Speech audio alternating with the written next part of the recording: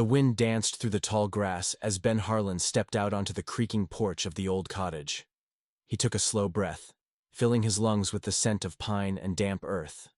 Behind him, the screen door squealed, and his wife, Lila, emerged cradling a squirming golden puppy in her arms. "This one's got energy," she said, laughing as the pup wriggled free and bolted into the yard. He was all soft fur and enthusiasm, paws too big for his body, ears flopping like flags in a breeze. Ben chuckled. What did the shelter say his name was? Milo. Lila squinted toward the tree line. Apparently, he was abandoned near a logging camp. Surprised he made it. They watched Milo race in chaotic circles before suddenly stopping dead. He faced a twisted, ancient tree near the edge of their property, bark blackened with age, limbs gnarled like arthritic fingers clawing. At the sky, without warning, Milo sprinted toward it, barking frantically. "Whoa, what's he doing?" Ben stepped off the porch, hurrying after the pup. Milo stood stiff-legged in front of the tree, teeth bared, barking in rapid bursts as if warning something unseen. He lunged forward and bit the bark, shaking his head violently. Wood chips flew. He backed up, barked again, and attacked a different spot. Lila frowned. "Is this normal?" Ben crouched beside Milo, gently pulling him back. Hey, easy boy," Milo growled low, his tiny body trembling. Then, just as quickly, he slumped onto his haunches and stared at the tree, tongue lolling, eyes wide and fixed. Ben followed his gaze, but saw only bark and shadow. That night, Milo whined at the door, scratching and yipping until Ben relented and let him out. The moment he was free, he made a beeline for the tree. Lila watched from the window, arms folded tightly. "He's obsessed," she said. "It's not just barking. It's like he hates it." Ben leaned on the sill. "Maybe a squirrel's nested there. Or maybe he remembers something." Ben turned to her. "He's a puppy. What could he possibly remember?" Lila didn't answer, and the room fell into a thoughtful silence, broken only by Milo's distant growling. Over the next few days, Milo's behavior intensified.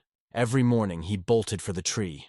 He dug at its roots, clawed at its bark, circled it with the fevered pacing of a sentinel. He refused food unless coaxed far from the backyard, and he no longer slept through the night. When he did sleep, it was light and fitful, ears twitching at every creak and whisper of wind. Ben began to notice strange marks on the tree's trunk. Not Milo's teeth or claws. These were older, deeper, long vertical slashes, as though something larger had attacked it years before. Some of the bark was softer, almost decayed.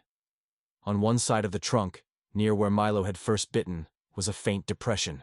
When Ben pressed his fingers into it, the wood gave slightly, moist and fibrous beneath his touch. "That's rot," he muttered. Lila shook her head. "Then why does it feel warm?" It did. Even in the cool autumn air, the patch was oddly warm, like breath on skin. The moment Ben stepped back, Milo darted forward and bit it again, growling with renewed fury. They tried to keep him inside. They locked the door, closed the blinds. He howled all night. One evening, he hurled himself at the screen door so violently it tore free from its hinges. Ben caught him just in time before he could reach the tree again. "You think he was abused?" Lila whispered once they got Milo calmed down. "What if someone hurt him near a tree like that? Maybe it reminds him of something." Ben rubbed his eyes. "Maybe. I don't know." The following afternoon, Ben wandered over to their nearest neighbor's property, an elderly widow named Mrs. Alcott, who had lived in the area her entire life. Her front yard was a jungle of tall sunflowers and cracked ceramic gnomes. She invited him in without hesitation, offering tea and stories in equal measure. "That tree's old," she said, as Ben described it. "Much older than this house. Locals used to call it the wailing tree." Ben sipped his tea. "Why?" She leaned forward, voice dropping. "Said it made noises at night. People heard crying from the roots. Whispers when the wind passed through the branches." He smiled politely. "Ghost stories." She didn't smile back. "A little girl vanished in those woods when I was about your age. Never found her. And before that, a man hanged himself from that very tree. His dog went missing. Folks said the dog ran into the woods one night, and the man never stopped searching." Ben felt a chill creep up his spine. The tree doesn't take kindly to grief, she added. Holds on to it. Some say it feeds on it. When he returned, Lila was waiting on the porch with Milo in her lap, trying to soothe his trembling body. His gaze was locked again on the tree. He didn't blink. Ben told her everything. Great, she said. So we bought a haunted yard. It's probably just a weird coincidence. Ben, he's getting worse. That night, the scratching began. At first, it came in short bursts, soft, rhythmic, like a shovel dragging across stone, then louder, closer. It seemed to come from under the floorboards, then shifted toward the backyard. Milo whined at the back door until Ben let him out, flashlight in hand. Milo ran straight to the tree, growling. Ben followed. The beam of light swept over twisted roots, leaves, damp earth. Then he saw Milo dig. Not randomly, but with purpose, paws scooping soil in frenzied rhythm. Ben dropped to his knees beside him. What is it, boy? A foot down. His fingers scraped something hard. He cleared the dirt slowly. It wasn't a rock. It was leather, old, stiff, crumbling at the edges. A child's shoe, faded pink, torn lace. Beside it, half buried, was a rusted dog collar. The tag was scratched and bent, barely legible. Ben wiped the grime with his sleeve. One word stood out. Buddy. He stared, breath caught in his throat. The metal had oxidized, but beneath the rust, another word shimmered faintly. He held it up, to the flashlight. Harlan, his name. Ben's mouth went dry. His mind raced. His father's last name was Harlan, same as his. But Ben had never known him. His mother never talked about it, only said he disappeared before Ben could walk. Milo licked the collar gently and lay down beside it. He didn't growl. He didn't bark. He just watched Ben with wide, unblinking eyes, as if waiting for something, expecting him to understand. Ben stared at the collar, his heartbeat thundering in his ears. Lila's voice broke the silence. She had stepped outside, arms wrapped around herself in the chill. What is it? He held up the collar without a word. She stepped closer, looked at the tag, and paled. Wait. Isn't that... I think it belonged to my dad's dog. Lila turned to Milo. Then why does he know where it is? Milo didn't move. He just looked back at the tree, ears pricked, tail still. And for the first time, Ben didn't feel like they were standing in their yard anymore. It felt like a graveyard. He rose slowly, brushing dirt from his knees, and whispered, What are you trying to tell me, boy? The only answer was the low creaking of the wind through the branches, and Milo's soft whine as he pressed his nose against the base of the tree once more, where something else, deeper, still waited to be found. Ben barely slept that night. He sat at the kitchen table long after Lila went to bed, the rusted collar lying between his hands. It felt heavier than it should have, like the weight of a truth he hadn't been ready to carry. Buddy Harlan. The name echoed like a whisper in his mind. His father's name was Daniel Harlan. That much he knew. But the rest? His mother had always avoided the subject, her voice turning brittle at the mention of Daniel. He had left them, she claimed. Vanished one day without a word. Ben had never questioned it. Until now. In the dim morning light, he pulled an old photo album from a box in the attic. Dust puffed into the air as he flipped through pages of brittle plastic and fading smiles. Then he saw it. A photo of a man kneeling beside a golden retriever, both gazing into the camera with identical expressions. The dog wore a collar. The same collar. Daniel. And Buddy. Ben stared at the picture for a long time before grabbing his phone and dialing his mother's number. It rang 3 times before her voice came on, cautious and clipped. Ben, everything all right? Did Dad have a dog? He asked quietly. There was silence on the line, then a sigh. That was a long time ago. His name was Buddy, right? More. Silence. Then, how do you know that? I found his collar buried in the yard. He heard a soft intake of breath. That house. It belonged to your grandparents. Daniel grew up there. After they passed, he stayed for a while. Until... She paused. Until he didn't. You told me he left. I told you what you needed to hear. Ben clenched his jaw. Did he die there? I don't know, she whispered. He went into those woods looking for Buddy. Never came back. Ben hung up, his pulse thundering in his ears. He looked down at Milo, who sat beside his chair, watching him with unreadable eyes. The puppy tilted his head as if waiting for Ben to catch up. By noon, Ben was at the county records office. It took hours of digging through brittle paper files and clunky databases. But eventually, he found it. An incident report dated 26 years ago. Daniel Harlan, reported missing after a multi-day search for his lost dog. Witnesses claimed he was last seen near the tree line behind the family property. No remains were found. Case closed as presumed drowned or lost in the forest. There were no follow-ups, no autopsies, no explanations, just silence. Ben drove back in a daze. The tree stood tall as ever, unmoved by the years it had guarded its secrets.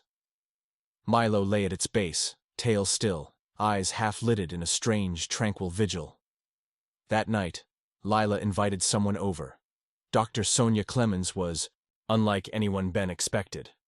Mid-40s, confident, sharp eyes behind wire-framed glasses, she moved with quiet precision and spoke with calm conviction. She introduced herself as an animal behaviorist with a particular interest in trauma patterns, in pets. What she didn't advertise, but Lila had discovered in a hushed corner of the internet, was her reputation for sensing the unexplainable. Ben was skeptical. But when Milo met her, something shifted. He didn't bark or growl. He walked up to her, looked her dead in the eyes, and sat down like a soldier reporting for duty. Dr. Clemens knelt and rested a hand gently on his head. Her expression tightened. He remembers, she said softly. Ben folded his arms. You mean, he recognizes the spot? I mean, this dog holds memories that don't belong to him. Ben scoffed. You're saying he's possessed? She shook, her head. Not possessed. Imprinted. Or returned. Ben stared at her. She stood, brushing soil from her slacks. May I see the tree? She walked its perimeter in silence. She placed a palm flat against the bark, flinching slightly. This tree is wrong, she murmured. It's like a sponge soaked in grief. She gestured to the dirt where they had found the collar. There's more. Ben's instincts rebelled against the idea. And yet, as the wind sighed through the leaves and Milo began to paw gently at the base again, he found himself nodding. The next morning, Ben brought out his grandfather's old axe. Lila stood nearby, arms crossed tightly. Are you sure? No, but I can't leave it like this. The first swing hit with a dull thud, the second cut deeper. By the 10th, Ben's arms ached and sweat coated his back. The tree shuddered with each strike, as if protesting. Birds erupted from its branches. The wind died. The world hushed. Milo stood a few feet away, whining softly, tail between his legs. Ben kept swinging. Hours passed. Eventually, a crack echoed through the clearing. The tree began to tilt, groaning like an old man waking from a nightmare. Then it fell, slowly, dramatically, its trunk splitting as it crashed into the underbrush. The silence afterward was absolute. Ben stepped forward, hands trembling. Where the trunk had split, a cavity gaped, dark and jagged. The wood around, it was soaked in something that wasn't sap. It was darker, thicker, almost red. Lila covered her mouth. Is that? Ben didn't answer. He reached in. His fingers brushed fabric. With a slow, deliberate pull, he extracted something wrapped in rotted leather. It unraveled in his hands, a thin, brittle arm bone, still clothed in what had once been a flannel sleeve. Clutched in the skeletal fingers was a small, leather-bound book. He opened it carefully.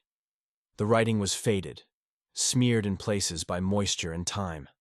But the first line was still legible.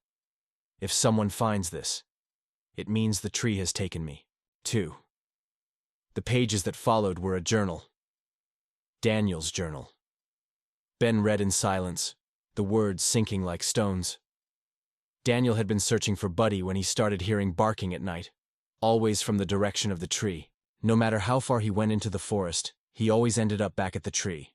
Eventually, he became convinced Buddy was trapped. Not physically, but spiritually. He wrote about dreams, voices, whispers in the roots. The tree feeds on sorrow, on memory. It drinks what we cannot let go. Daniel had tried to cut it down. The last entry read, "If I can't free Buddy, I'll stay with him. Maybe that's the only way." Ben closed the book. His hands were shaking. Lila sat beside him on the grass, silent. Milo approached and sniffed the skeletal hand gently, before sitting down and pressing against Ben's side. Then he began to dig again, not wildly this time, slowly, methodically. Ben and Lila followed his lead. A few feet deeper, they uncovered another set of remains. Smaller, older. A child. Next to her, untouched by rot or time, was a second collar. Shiny, gold, engraved with delicate lettering. Buddy. Ben's breath caught. He picked it up. It was pristine. Milo stepped forward and licked it once, gently. Then he sat, unmoving. Dr. Clemens, who had watched quietly until now, knelt beside them. "I've seen this only once before," she said. "Rebirth. A soul with unfinished business." The dog remembered. "He brought you back here for a reason." Ben stared at her, disbelief warring with understanding. "So you're saying Milo is?" "Buddy." She didn't nod. She didn't need to. Milo lay down, eyes half closed, as though relieved of a burden only he could carry. Ben looked down at the two sets of bones, the journal, the collar. Everything his father had tried to do, everything he had failed to uncover, was here, unearthed by the persistence of a puppy with memories that ran deeper than blood. He looked at Lila. She was crying silently. Then the wind picked up. The leaves rustled gently, as though whispering thanks. The wailing tree was gone. But its story, Daniel's story, had finally been told. And somewhere beneath the silence, something was beginning to let go. The days that followed felt like a quiet unraveling, as if the world itself was loosening a tightly held breath. The remains discovered beneath the tree were respectfully collected and reported. Authorities, stunned and unprepared, opened a long dormant file and declared the skeletal remains most likely belonging to Daniel Harlan, though DNA testing was still pending. The child's bones remained a mystery. No missing persons matched her description. There was no name to put to her grave, no history to tell. Only the pristine collar beside her, inscribed with the word that now bore too much meaning. Buddy. Ben stood at the edge of the forest where the wailing tree once loomed, its massive stump the only marker of its reign. The rest had been cleared and burned. Even the birds had returned to the surrounding trees, chirping without the eerie hesitation that had hung over the forest like a shroud. He turned to Milo, who sat silently beside him. The puppy looked peaceful now, more himself, less weighed down by the strange purpose that had previously driven him. For the first time in weeks, Milo seemed like a dog. Just a dog. Happy, unburdened. Dr. Clemens had stayed in town longer than planned. After the discovery, she offered to help them document the phenomena in an official report, something that could be submitted to research centers specializing in unexplained animal behavior. But Ben wasn't interested in publicity or investigation. He wanted peace. For himself. For his father. For whatever was left of Buddy's memory. Still, he agreed to one final meeting before she left. They sat on the porch that evening, the horizon glowing orange and purple behind the trees. Milo lay sprawled on the floorboards, tongue lolling from his mouth. "You're not going to believe me," Dr. Clemens began, sipping her tea. "But I think Milo was never meant to stay." Ben blinked. "What do you mean?" "I believe Milo was a bridge, a vessel for Buddy's memory. But now that the truth has surfaced, I sense that connection fading." Ben's heart tightened. "You think he's going to disappear?" "No," she said gently. "I think he's going to live. As himself." Ben glanced down at Milo. The puppy opened one eye and yawned, completely at ease. "It's not uncommon," she continued. "In cases like this, once a spirit fulfills its final purpose, The body that housed it becomes free. It's like he's waking up from a dream. Ben thought about that. About the collar, the journal, the bones. What about the girl? He asked. Dr. Clemens hesitated. I don't know, but I have a theory. Ben waited. She and Buddy likely died together. It's possible the tree lured them both. But if she wasn't reported missing and her body was never found, it's almost as if she was forgotten. Entirely. But Buddy remembered. And maybe, just maybe, his return wasn't just about your father. Maybe it was about her, too. Ben swallowed hard. So she wouldn't be alone anymore. Dr. Clemens nodded. Memory is a powerful force, even stronger than death. The next morning, Ben and Lila placed a pair of handmade wooden markers beside the stump. One bore Daniel Harlan's name. The other read simply, Unknown Child, Remembered. They buried Buddy's original collar between them. Milo watched silently, tail gently wagging, as if finally satisfied. Over the weeks that followed, Milo's transformation was remarkable. The nervous, driven pup who once gnawed obsessively at the tree now played fetch in open fields. He chased butterflies. He napped in sunbeams. There were moments, flickers, where he still paused near the stump, ears tilted as though listening. But they passed. And he would always return, bounding back to Ben with carefree joy. Ben, too, changed. He found himself waking earlier, walking longer, thinking deeper. He no longer avoided the attic or ignored the dusty family albums. He read his father's journal, again and again, not to solve a mystery but to understand the man behind it. In Daniel's words, he found a kind of inheritance, not of land or money, but of courage, devotion, unwavering love for a dog who refused to let go. Lila stayed longer than planned as well. Her photography business thrived in the small town, and more importantly, she felt at home. With Ben. With Milo. With the weight of something extraordinary behind them, they began to talk, tentatively but sincerely, about what came next. One afternoon, a package arrived at their doorstep. Inside was a letter and a photograph. The letter was from a local woman who had seen the news coverage of the discovery. She believed the child they found might have been her sister, who disappeared during a family camping trip in the woods over 30 years ago. The girl's name was Elsie. She had been 5. And she had a dog. A golden retriever named Buddy. The woman enclosed a photo, faded but intact, of Elsie hugging Buddy beneath a towering tree. Ben stared at it for a long time. His breath caught. There was no way to confirm it for certain, but something in his gut told him it was true. He placed the photo on the mantel, beside the collar and a framed picture of his father. That night, he and Lila stood outside under the stars watching Milo chase fireflies in the grass. You ever wonder, she said softly, why a tree like that existed at all? Ben looked at her. You mean, why something so cruel could be so patient? She nodded. He thought for a moment. Maybe it wasn't cruel. Maybe it just absorbed what we gave it, our grief, our silence, our guilt. And now it's just a tree stump. She leaned her head on his shoulder. Good. Milo barked happily and charged through the yard, tail high. Ben smiled. The past, at last, had been unearthed. The memories, no longer buried, were part of the light now. The boy who had vanished. The girl who had been forgotten. The dog who remembered. Everything. And the tree that had waited. Ben reached down and picked up a stick. Ready, Milo? The dog spun around, tongue out, eyes gleaming. Ben threw the stick into the fading light. Milo chased after it, running like the world had no shadows. Left,